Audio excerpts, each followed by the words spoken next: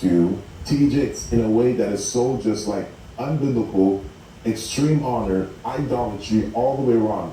Take a look at this. And I remove my shoes.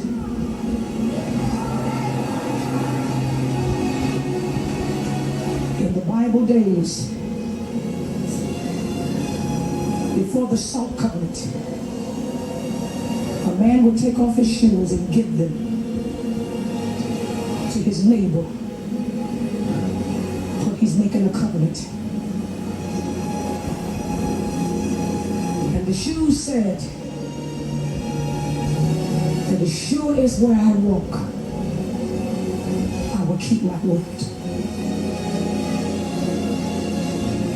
And today I hand you my shoes. And I submit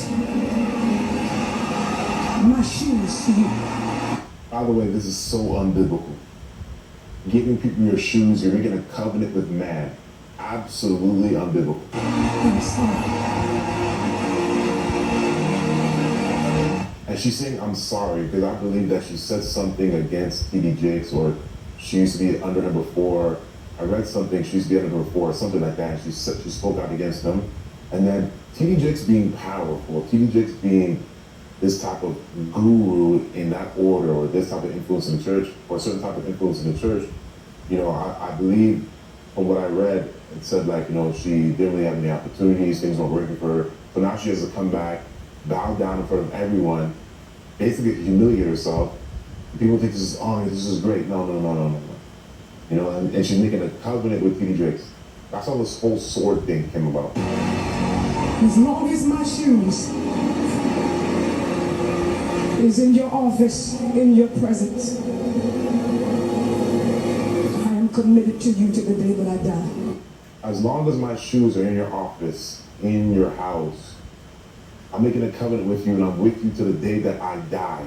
So she's making a death covenant, an oath with T.D. Jakes that to the day that I die. And she's bowing down to a married man. T.D. Jakes is a married man, and Juanita Bynum is bowing down and giving her shoes. I'm in covenant. Nobody can ever bring me anything about you.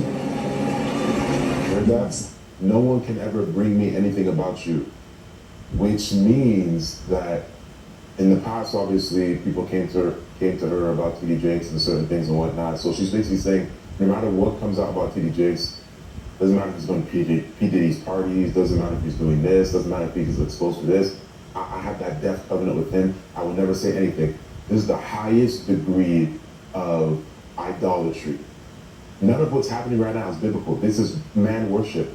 None of it is biblical. The black church in these days have bewitched many of y'all. This is before my time, but the black church has bewitched many of you to bow down before people in a way that is just worship, and you can't get anywhere unless you bow down to this man. And there are some doors that the Lord does not want you to enter, because they are doors where the Masonic people are gatekeepers of. And those are doors the Lord doesn't want you to go through. And you have to network with other people and do certain initiations and rituals to get into those doors. There are certain platforms, doors, and TV stations the Lord won't call you to, because there are Masons that are governing that network. This right here is all the way wrong. With your father. Listen to this. Nobody can ever bring me anything about you. You're my spiritual father. You're my spiritual father. And I submit to you. And now I ask you, and Sister Sarita, to pray the blessings of the Lord on me so I can go to my next level. So I can go to my next level. What are these people talking about? Man cannot make you go to, the only way a man can make you go to a next level is if you're in some type of order, or you have a network of Masons or a network of people in fraternities and sororities, and you're the head guru or godfather, and you can say one word that can destroy someone's future or destroy someone's ministry because their ministry is founded on falsehood.